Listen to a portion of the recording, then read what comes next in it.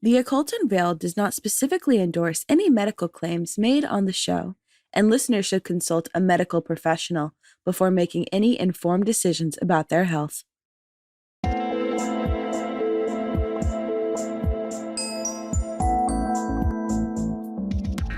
I think that we forget sometimes, especially in the psychedelic renaissance, that we have that altered state of consciousness available to us all the time. Wow. We have it through trance, we have it through meditation, we have it through just altering our point of view at the way we're looking at the world. Hello, mystics, and welcome to the Occult Unveiled. I'm your host, Ashley Ryan, and this week I am delighted to bring you a Priestess of Gaia, a somatic healer, and absolutely wonderful human being. Welcome, Elle. Thank you so much, Ashley. I'm so happy to be here. I'm so excited to have you. We've had a lot of different priestesses on the show, but we've never had a Priestess of Gaia. Can you tell me a little bit about your goddess? We have the depiction of Gaia in Greek mythology, who is really kind of the all-mother. She was the mother of the Titans. But we also have Gaia as a concept of Gaia as Earth. There was the book, the Gaia Theory, that came out a while back, basically talking about Earth as an entire living organism, one organism. So I see Gaia as both. I see Gaia as a goddess. She's here behind me. This is my Gaia altar. But I also see her as the entire ecology of the planet that needs to work together in order for everything to function. Right. The Mother Earth energy, right? Yes. The nurturing giver of life. That's really beautiful. So how did you become a priestess? What was your path? Because you were a first responder for a while. I was. I have lived in service to Gaia intentionally, since I can remember. I was born in northern Vermont, and we lived in an old growth forest. We were homesteaders, so we were surrounded by nature. We had a well, everything we had, except for we did have electricity. Okay. But we were on a mountaintop, and we very much lived in alignment with nature, surrounded by forests. We had 4 seasons up there. So you really don't have a choice. You have to live in alignment. I grew up running around in the forest. My first encounter with anything supernatural at that time was when I was very young, and I encountered Pan in the forest. Pan, the flute-playing Greek god of music, mischief, and a symbolic representation of untamed wilderness. Usually, I think, strikes fear into people, but that was not what happened. It was more just, there was awe there. And my sister also was there as well. So there were a lot of just really amazing things that happen when you live in the woods. So when you say you had this encounter, I know my listeners are going to ask, did you physically see a spirit? What was that interaction like? It's really hard to explain because so much of my work happens in my mind's eye. I have had several entities, several. So Pan was the first, and then I had 2 other encounters as my, life went on with entities that physically appeared to me. I'd say I was probably 6 or 7, yes, and because my sister is 5 years younger than me, so she was like 2 or 3. Okay, and so memory is always affected by society and media that we take in. So, but we know that we saw something in the woods that day. I mostly know that I saw something because I was older and it's easier for me to remember. And so it was like this calling then that you felt called to the natural earth, to the mother, and that led you towards a path of healing and working with the earth. Did you start growing plants at a young age? Like, what did that path look like? Well, we had a garden. That is where most of our vegetables came from. We also raised our own beef. So, I grew up very close to my food, and we were always in the dirt. So we were not afraid of bugs or worms or anything like that. So I grew up that way, and I never changed. I grew up on a mountaintop. I live on a mountaintop now. My dad lives on a mountaintop. We are people that are just aligned with nature. We are not city mice, I always say. Okay. So being aligned with nature and being closer to that energy, that was like your introduction to the goddess. So a lot of my work has been in mountain rescue. Mm-hmm. I was a Okay. wildland firefighter. Wow. But most of all, I was a first responder. I was an EMT. And I also worked in the film industry as well. Mm-hmm. I worked with Team Rubicon for a time, which is a veteran-focused organization Mm-hmm. that works through disaster response. They help veterans find their purpose through disaster response by showing them that they still have purpose. Right. So I worked with them. I am not a veteran. But I found that, to be in service to Gaia is to be in service to humans. Absolutely. My theory is save the humans, save the planet. Okay. But that's very different than what we usually hear. Yeah. I really believe that my mission or purpose on Earth is to reconnect people. And, what my calling from Gaia is to reconnect humans to Earth and reground us, remind us. Yeah, because, I live in Los Angeles. So I am blessed to live on the mountaintop, but I am also very disconnected to nature. One of the things that I think a lot of people talk about is that the earth is mad at us, that humans are a disease. What do you think? I think Gaia has been mad forever. I think we see Gaia, I see all of these depictions of Gaia where she's this joyful being, which I do think there's so much joy in nature. There's so much beauty. We're surrounded by beauty, but we see this like young, like youthful, long-haired goddess. Voluptuous and there, and, she's fertility, right? She's one of the great fertility goddesses. Mm-hmm. But we also need to acknowledge her rage and her ability to just snap. I do know what you mean. Wipe us off the planet. I mean, she did it to the dinosaurs. And, do we think the dinosaurs were doing anything wrong? No. Mm-hmm. They were just walking around and growling and doing, this is theorized to be an extinction event. We are in a great extinction event. Right. A mass extinction. Scary. It's super scary, and climate change is scary. And, I'm here to say we have a lot to do with it, human beings. Yeah, probably the majority of it, right? Absolutely. So, but to say that Gaia is mad at us, yes, there are, natural disasters that are occurring because of humans. Fracking causes instability in Earth. And, there's a lot of things, forest fires that are happening because of climate change, but volcanoes are going to volcano and earthquakes are going to quake. And these things are going to happen regardless. I think Gaia is, yes, she's probably not pleased with us, but overall, she is a being full of rage. And I think we see that in a lot of different pantheons where we see goddesses who have both a vengeful face and also a loving face, like Hecate and Kali. And when we can acknowledge the wholeness of femininity, then we get to see, again, the polarities uniting in one being. And that's beautiful. Absolutely. I have chills. I love that, the idea of, remembering that the divine feminine is polarized. We can be both the loving and the rageful. It's okay. It is okay. And so when you say we need to heal humans, how do you heal people in your work as a priestess? I would like to talk about using Gaia and plant magic. I know that's something that you've had a hand in for a while. Yes. So I think my gift, the reason I'm good at this work and the reason why, or the way that Gaia has kind of exalted me to this position, because I did receive my calling, not only from my community, but from Gaia. I did receive a priestess calling from the goddess. And my realization was really that I am able to create a safe space. I am able to give people a place where they can actually land, where they can start doing deep work and understanding why their connection to Gaia and Earth is so important to their healing.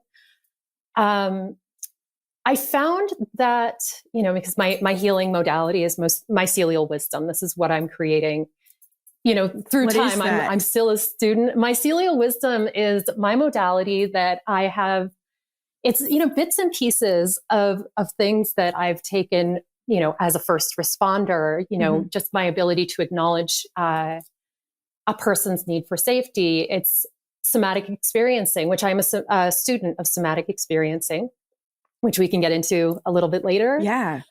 I worked a lot with plant medicine, specifically psilocybin. And, through that and through understanding mushrooms and understanding the mycelial network that is connective, and through so many mentors, like so many mentors have guided me on this journey to create mycelial wisdom. Okay, so this is really like your creation. That's beautiful. I'm really excited to dive into this. I must confess, Elle, I am quite ignorant when it comes to the use of plant medicine. You see, I have been on an SSRI for 10 years now. And unfortunately for me, taking psilocybin is actually quite dangerous. It can create something called serotonin syndrome, which is very debilitating, like Parkinson's. And so let's talk about like the use of plant medicine. What are we healing in people? Plant medicine is such a layered and controversial and polarizing topic. Totally. Absolutely. And it's something that I really, I do believe in it still. But it was my whole platform for a time. My community, the community I found in psychedelics was huge and beautiful and supportive. But I think that there is a lack of focus on the dark side. If you want to find information about the dark side of psychedelics, it's there, but I don't think it's as readily available as this idea that it can fix everything for everyone. Yeah, I've read a lot about that. Like there's this idea that it heals PTSD and depression. And for someone who has depression, that's very interesting. What is this dark side that you're talking about?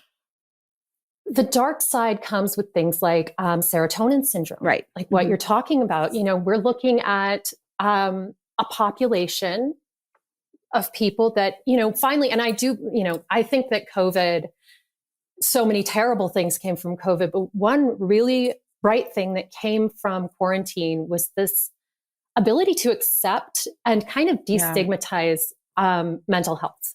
Totally. Absolutely agree. We still have a long way to go, but a lot of people were able to come to terms with their own, mental illness or just, places where they needed help. And so I think there's a lot more people in therapy, but I also think in turn, a lot more people are finding that they need for example, SSRIs to, function on a daily basis. And it works, it's this beautiful thing. Modern medicine is incredible. I live very much at the crossroads of medicine and magic, or, of science and magic. So, I accept from both. I have to, so, with SSRIs, you're treating a chemical imbalance, and that chemical imbalance can come from any number of things. It can come from depression, but we're also looking at things like early childhood trauma that can cause cortical thickening in the brain, which is very it's all very complex, but you're looking at something that is treatment resistant in a lot of cases. And, but it is being treated as depression and becomes this layered thing where you don't know how to fix it. And then you bring in something like psilocybin. Okay. And, let's say, for example, you're, looking to use psilocybin. You don't know where to start. So you start asking around, you start asking your friend group. And say you are a person that is on SSRIs. On some sort of SSRI, treated for depression. And you end up going to somebody's house, which this is the case that we see most often. Somebody's house, say in Malibu. And I'm not talking about anything specific. This is just general information. This is fictional. It's very totally fictional, but you know, this person goes to this house in Malibu. Do they have an intake form? Do they, no, most of the time they don't. Do they have medical training? Do they have training when it comes to psychological conditions? Have they read the DSM-5? Do they know about how SSRIs are going to interact? Maybe not. Hopefully, yes. Hopefully they're like, oh, this couldn't work for you. Here are the dangers. But that is not the experience I'm aware of. So say you sit down and you go through this psychedelic journey, and then it creates a break in your mental health because you've received something because the way that, for those who may not know, the way that psilocybin works, there's a lot of things that happen with it, but it tends to dock to the serotonin receptors and act like serotonin while it's active in the brain. It also, ignites the visual cortex. There's all this stuff that happens, softens the thalamus. There's a lot that happens, but that can create almost because serotonin syndrome is kind of an overdose of serotonin. Right. And so that can have huge implications. Also, if you're still on your medications, it's going to interact with that medication. I've spoken with people who, have bipolar, OCD, ADHD, and I have permission from these people to discuss their cases. But, they were still on their medication and microdosed psilocybin, or maybe they macrodosed it. Either way, they had a 3-day bipolar breakdown. Oh my God. Yes. Just from introducing psilocybin. And I will say, just, for transparency, they were eventually able to get off their medications because it's something they wanted to do. And they were able to microdose later on. I'm a millennial, and my generation and the generation beneath me, we are, like we talked about, much more aware of our mental health. And we are on more medication probably than older generations, because I talked to older people where psychedelics was very fun and very freeing. And totally. There maybe wasn't that one. I don't think it was used as a medicine in the same way that you're talking about, with an intake form. Right. And then we're getting into this movement too, where it's also becoming a little bit reckless, and we have to be careful with, because honestly, and I do not mean this to offend anyone, but our generation has gone through so much life-changing events, I think is the term people use. It's been some stressful times. Yeah, that maybe we are a little bit more fragile. Not that we're weaker, but our mental stability is a little bit more fragile. And so we do see psychedelics differently. And the one thing that I wanted to ask you about, and I get questions about this all the time, is ayahuasca. Do you administer ayahuasca? Where does it come from? What is its purpose? So I do not. And I personally have not done ayahuasca. I can't because I have it's not necessarily a heart condition, but I have a circulatory condition. Okay. Thank you for sharing that. I'm prone to tachycardia. So if I panic, then my heart rate doesn't go down easily. So I interacted with some very responsible practitioners that are in Peru and spoke with them, and they said, no, absolutely not. You can't handle it. This is not safe for you. It's not for your body. It is not for your body. That being said, that is not always the case. I think that, I know a lot of people who have gotten really sick from ayahuasca. One story that I will share that happened many years ago before this whole ayahuasca boom happened. There was a young man who returned from, I believe, Peru. He had done ayahuasca and he had a severe possession. Oh my God. Needed full possession, needed exorcism, because again, you're opening up on such a blasting level. Wide open. You're almost unaware of your own physical form, which is a really important thing to acknowledge here. Is, for one, you are, for all intents and purposes, leaving your body. Okay. To heal. For two, something with ayahuasca, well, and this goes for not just ayahuasca, but also, mescaline, or psilocybin. These are indigenous medicines. Absolutely. And the indigenous people have centuries of knowledge and ability and ceremony. Ceremony. It is part of their culture. There are children that are born while their mothers are on ayahuasca. Wow. They take it from a very young age. It is very much integrated into their culture. And that's the key too, is integration. Okay. The ability to take a psychedelic experience, especially one as intense as ayahuasca, and allow not just the earth into your body, right? Mm-hmm. Because these are earth medicines. And the key, and this is from a Mazatec elder that I heard speak about psilocybin, when asked about, synthesized psilocybin, take a pill, have a trip at Johns Hopkins or whatever, what did he think about that? He said, why take the earth out of the medicine? Why do that? And you're removing the roots. You're removing it's such a sterile environment, right? Very sterile. And I'm not speaking out against it. And, I think wonderful things happen in that environment. But I'm going to call back to, again, ayahuasca, the amount of ceremony and, like you said, ritual that surrounds this also includes integration. And what is that? Like tell me more about integration. Integration is where we take the experience that we have on psychedelics, mm-hmm.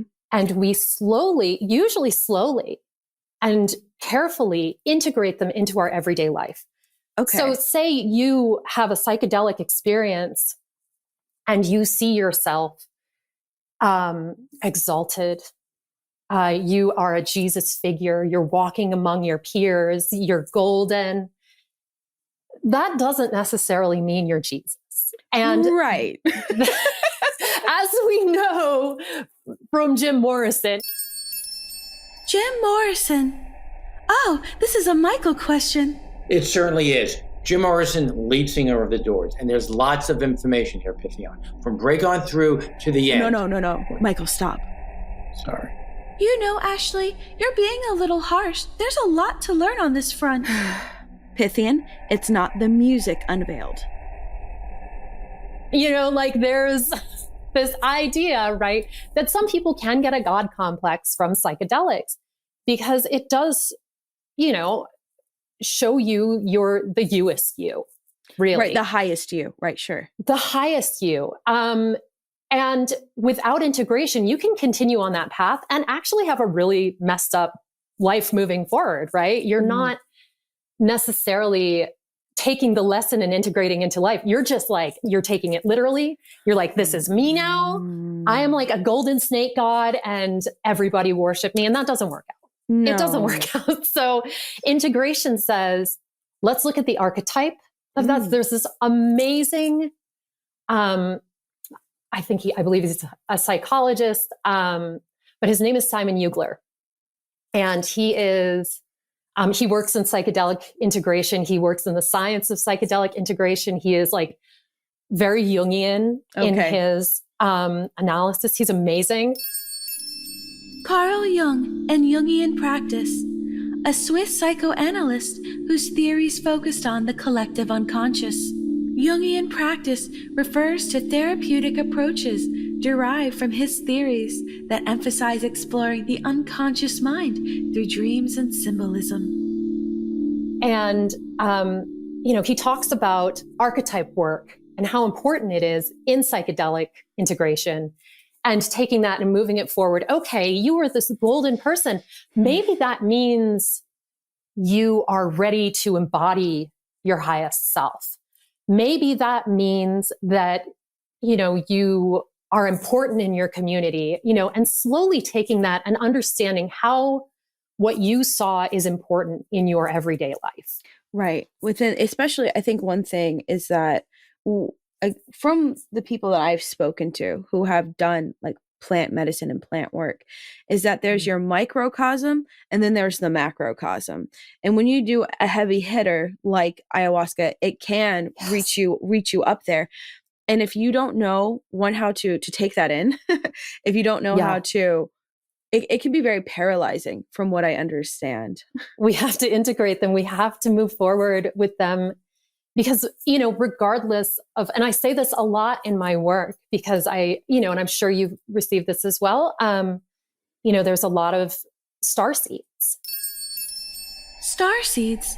In New Age spirituality, starseeds refer to individuals who believe they originated from other planets, sent here to bring positive energy to Earth for the betterment of humanity. Starseeds don't want to, this is not I can't speak for every starseed. Of course. But starseeds don't necessarily feel at home here. They don't feel at home in their body. They don't want to be on Earth, but I have terrible news for you. Like, here you are. You're in a body on Earth. Yeah, you're here. And your human experience is important. And you are in a global society, and we have a responsibility to each other to kind of maintain some level of responsibility, right? To our community. Yeah, and to take care of the Earth, take care of each other. Yeah. And I think it's hard, right? Because we have these bodies that are filled with emotions and they're filled with fear and primal energies. Like, how do you teach people to work with that? Because I know you talked about the somatic experience. Can you tell me a little bit more about how you help those people work through those emotions? So, I think it was not that long ago, maybe a year and a half ago. Okay. I had the privilege of working on in a group that was run by Sia Weirshing. And it was a class about food relationship and series, Demeter. I found my calling. I was like, this is the missing piece for me. Okay. This is the missing piece in healing. And the reason I say that is because I was seeing more and more psychotic breaks happen because of psychedelics. And that was my path. I was like, I'm a priestess of Gaia. I work with mycelium. I use it as my connective agent. When I connect to a client, I connect through mycelium if they're remote. Mm-hmm. I visualize myself moving through a tree and, so I was like, beautiful. Psilocybin was that missing piece. But then all this legality and money and all this red tape started coming in. And then the psychological breaks that I was watching happen in people. That'd be so painful. It was so painful. And I really realized that this was not the place for me. My entire being is, as a first responder, is to do no further harm. Mm-hmm. I live in alignment, and I was like, it's just not working. Yeah. It and that was really good. hard. It's not great. Yeah. No, that's hard. Yeah. I want to say, there are really responsible practitioners out there. There are people who are using integration, and they're using, all of the tools that are at their disposal. They are trained in psychology. But I have a friend who still developed PMDD from being dosed too heavily by a very responsible entity. PMDD, premenstrual dysphoric disorder, is a severe form of premenstrual syndrome that affects individuals with significant emotional and physical symptoms. These things can still happen even in the most controlled environment, because bodies are bodies and chemicals are chemicals, and our brains are going to react the way they do. Mm-hmm. So for me, I was like, okay, I need to make a change. I started on this journey, and I could not believe how much it just checked every box that I needed it to. Well, what were those boxes? Those boxes for me are, neuroplasticity. I need access to the way that the brain is responding to trauma. Okay. When we talk about psychedelics, so much of the time we talk about PTSD, and the way that it kind of looks. If we're going to paint a picture of this, you have a behavior that has happened because of trauma. Say something terrible, you got in a terrible car accident. Okay. And now you're afraid to get in a car because your brain has like built this wall where it says, this is the car accident. This is what's going to happen. Psychedelics, just the elevator speech. It softens the thalamus, allows you access to go creating a new neural pathway. Right. So we like break down the wall, make a new pathway. Yeah. Okay. Breaks down the wall or goes around the wall, creates a new neural pathway that says, maybe this isn't so unsafe. Maybe it's okay to get in a car. Maybe imagine, what would happen if you got in a car and it was safe. But also, you don't want to go into psychedelics without Peter Levine, the creator of somatic experiencing, says, I believe it's 14 integration sessions with a actual practitioner after a therapeutic psychedelic experience. Okay. That's a lot of integration. That's a lot of work. So with somatic experiencing, one box I said was neuroplasticity. We can create new neural pathways, right? We are addressing trauma. Addressing the wounds. The wounds, the stress of everyday life. And we're doing it in a way that is safe. It's safe. And I think it's like also like it's natural, right? Like I remember we've talked about this story before. Like you've seen Gaia and how Gaia works with stress. It's the nature story about the rabbit and the coyote. Would you share that with our audience? So rabbits don't have PTSD. No, they don't. That's where we'll start. And this is really where Peter Levine started with this work is in nature by observing nature. He loves animals. So this is very much based in observing animals. Rabbits don't have PTSD, but how? They are prey animals. They get chased. So, here's a coyote and he sees the rabbit. The rabbit's like, oh no, and runs. And that is that sympathetic nervous ramp up, right? So that's where we have the fight, flight, freeze, or faint. So the rabbit goes into flight. And in that moment, as he is in flight, he's just in flight. There is really no thoughts. He has just abandoned everything but the ability to run away and live. Survive. Yeah, and live. Yeah. And live. So the coyote, say he catches him a little bit. He grabs his leg and the rabbit either, will go limp and the coyote will abandon him or eat him. But let's say in our case, the rabbit sees a stream and jumps over the stream in his sympathetic heightened state, jumps over the stream. The coyote's like, ew, water, I don't want to go in there. I don't want to be wet, and the rabbit is safe. And then he goes into, so now the rabbit is coming out of this sympathetic state and going into the parasympathetic, the rest and digest. So this rabbit is kind of like, oh my God, okay, phew, I'm safe. Okay. And then he shakes, right? Oh, and we see a lot of animals do that, don't we? Yes. They shake. And we do it. And we release in, that's discharge, in laughter, in crying, in shaking. There's so many things that can happen that are discharge. So that rabbit has his discharge. And then the best part is the spronking, which is a real word. Okay. The rabbit's like, I'm free, I'm safe, I'm alive. And he jumps and he hops. And then he just is okay because not only did he complete this nervous system cycle, but he was so in his sympathetic nervous system, so many chemicals flooding him. He does not remember the coyote. Oh, he does not remember that happened. So many of these animals have that ability. You see like an ibex that just goes limp. And predators have this idea in their heads, like, okay, this limp animal, they need to be stimulated. They need something to run away in order for them to be like, oh yeah, I want that food. Because if something's still, it might have a parasite. It might get you sick. Right. Not appealing. And they emit odors a lot of the time. So, nature has so many ways of dealing with this. Unfortunately, humans are different. We have an innate ability to hold on to everything. Yes.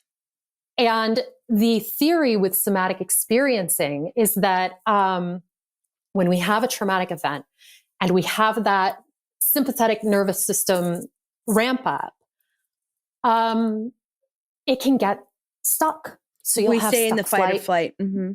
Yes, it'll stay stuck in your body. Mm. And what we do because it gets interrupted. And then we lament over it. We're like, oh, this feels so bad. And we're afraid to get in the car. Create a little cycle. We can never go into the parasympathetic stage. I see. Right. And sometimes you do. Mm-hmm. Some people do. There are situations that do where it's okay. When we're, because I'm still a student of somatic experiencing. I'm a student of everything all the time. But an exercise we do a lot is we'll bring up mildly activating things that happened and work through those, work through, cycling those through. But, we're looking at not so mildly activating things when somebody comes to me and is like, I can't be around a dog. And I don't know why. Right. I can't be around a dog. I can't be around fireworks. I can't get in my car. So let's stay with that car experiment. So this person comes to you, was in a terrible accident. How do you help heal them? How does somatic healing help someone like that? So here is the last box that I wanted checked. I didn't want to make them relive the experience. I didn't want them to feel, because we will go back into that. Every time we talk about our trauma, we're reliving it. To some extent, and totally. And I have this, I used to do moon circles with groups of, femme identifying people that would come to me, and we would have just these circles where we'd talk about things and just move things through, and this woman was like, I'm so tired of telling my story. It hurts. It sucks. And I'm tired of it. And that for me was like light bulb. Okay. So much of the time when we're in therapy, and I love therapy. I think go to therapy. Everybody go to therapy. Yeah, for real. please find the modality that works for you. But so much of the time, because I worked with all of these veterans, they were re-triggering their trauma. And that's what I loved about psychedelics is you didn't have to talk about it. You were just sorting it out within and dealing with it that way. You didn't have to talk. So in somatic experiencing, we touch the edges of the trauma. And I just want to make it clear, when I'm in talking with a client, we don't talk about trauma. We talk about stress because they're very much still in it. Trauma can be a very, very triggering term.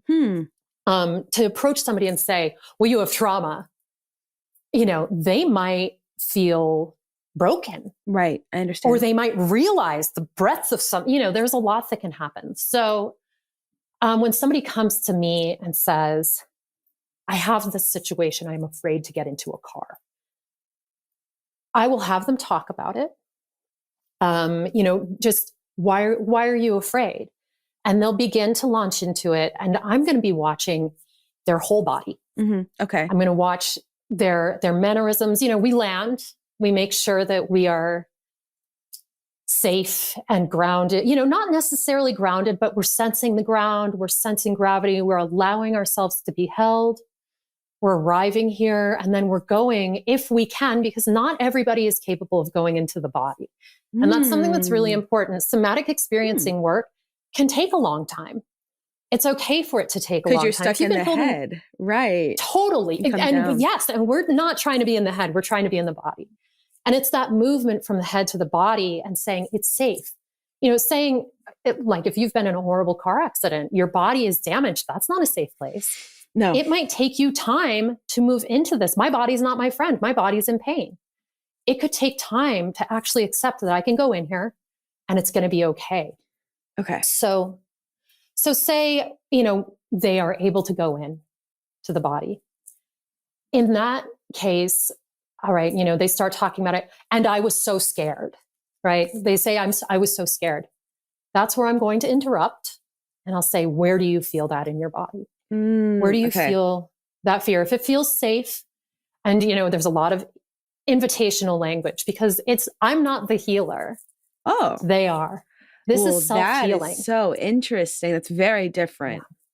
Yeah. And I'm a guide, and I'm there to make sure you're okay while you're going in and doing the work.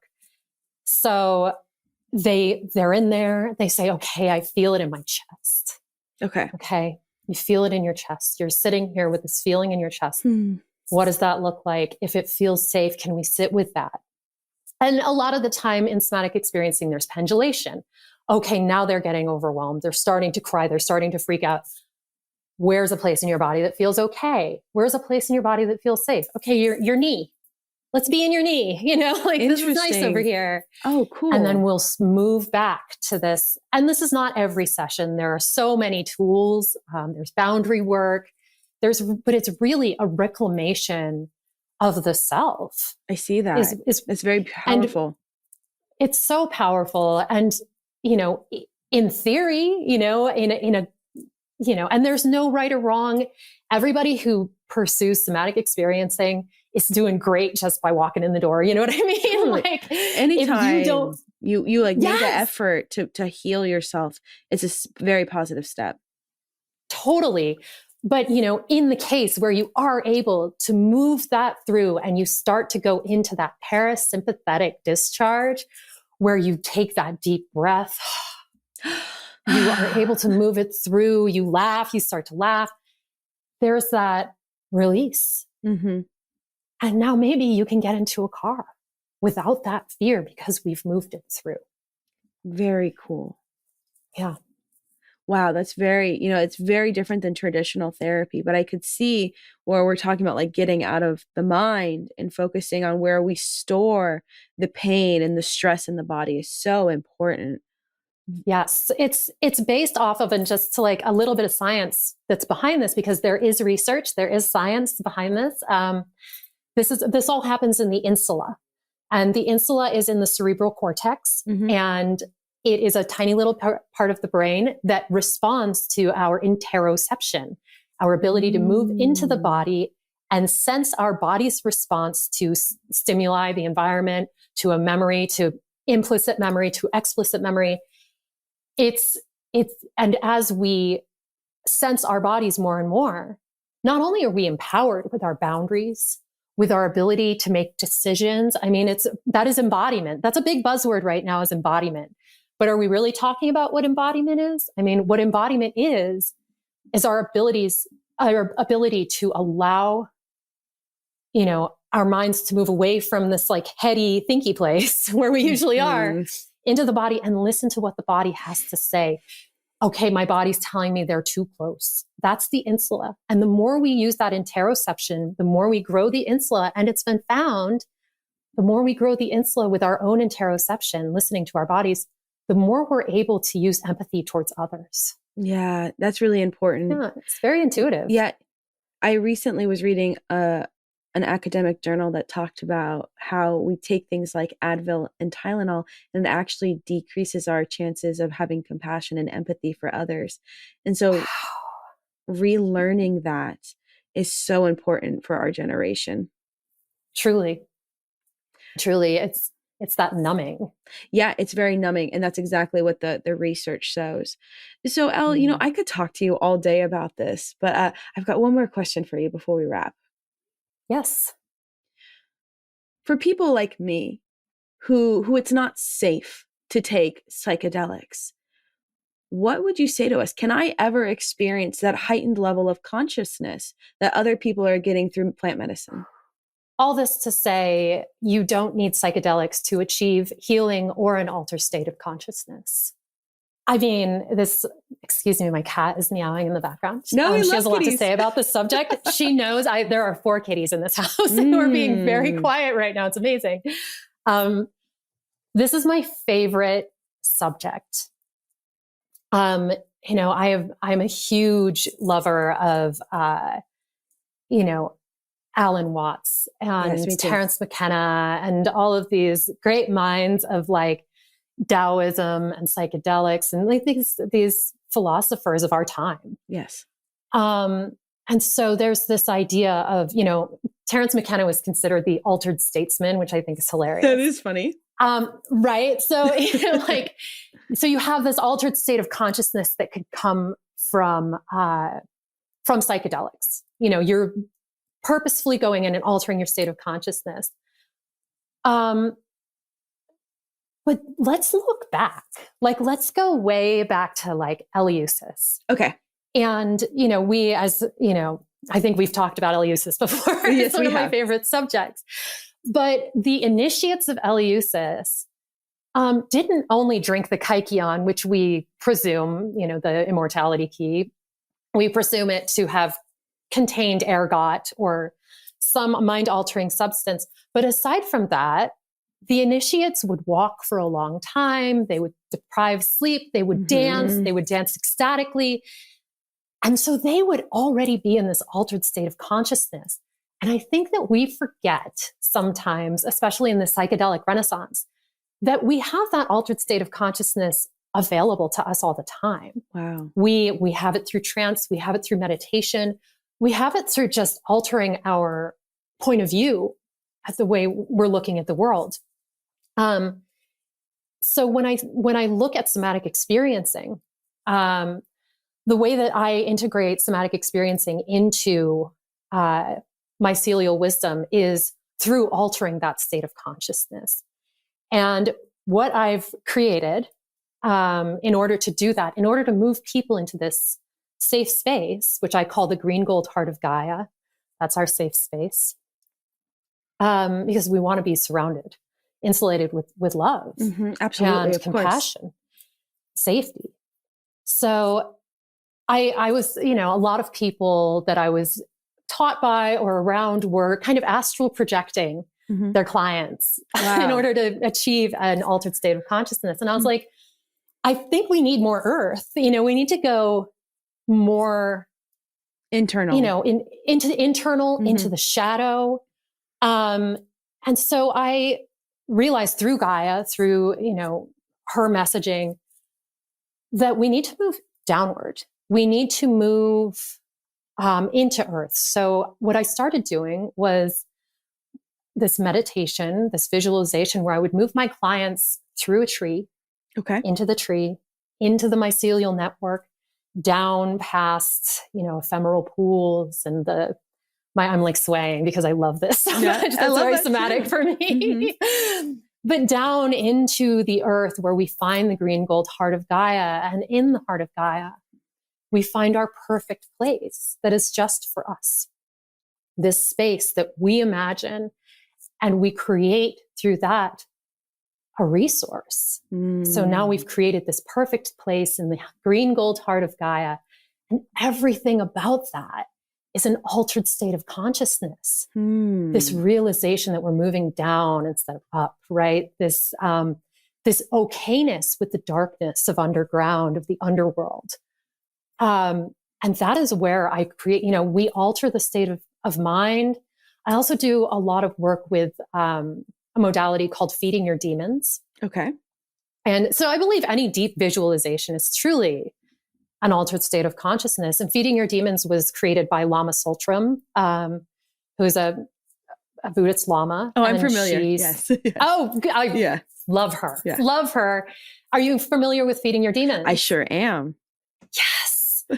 And so, if I'm assuming you've done it, it is very much altering your state of consciousness. It is. And it's not through any use other than recognizing, in a lot of ways, your own divinity, but also your own humanness. Absolutely. And so that recognition of your own humanness, but also recognition of your humanness as divine. Yes. And to recognize, when I move into session, I was taught by a mentor named Daniel Shenkin Sitaram Das, who always said before we moved into any kind of meditation session, we are here to heal for the good of all beings. Wow, it's powerful. And that is our state of consciousness altering to a global point of view, which I think is desperately important right now. And can be truly healing, especially in times like these. Absolutely. Absolutely. Elle, this has been incredible. Thank you so much for sharing the wisdom of Gaia, for sharing the wisdom of plant medicine. Can you tell our listeners where they can find you online? I am on Instagram at Mycelial Wisdom, and I have a webpage. My website is mycelialwisdom.com. And we have some events coming up. We will be doing, if it's okay to announce that right now. Absolutely, go for it. We are doing a group Sematic Healing We co-facilitate somatic groups throughout the year. I also am bi-coastal, so 4 times a year I will be in Massachusetts, but I'm always taking sessions, and you can book a session at my website at mycelialwisdom.com. Fantastic. Wow. Thank you so much for sharing that. And for anyone who needs that healing, reach out to Elle. She's ready for you. I'm here. And until next time, mystics, stay magical.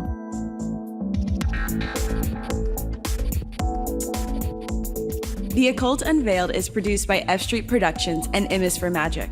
Our executive producers are Ashley Ryan, Michael A. Simon, and Scott Kushner.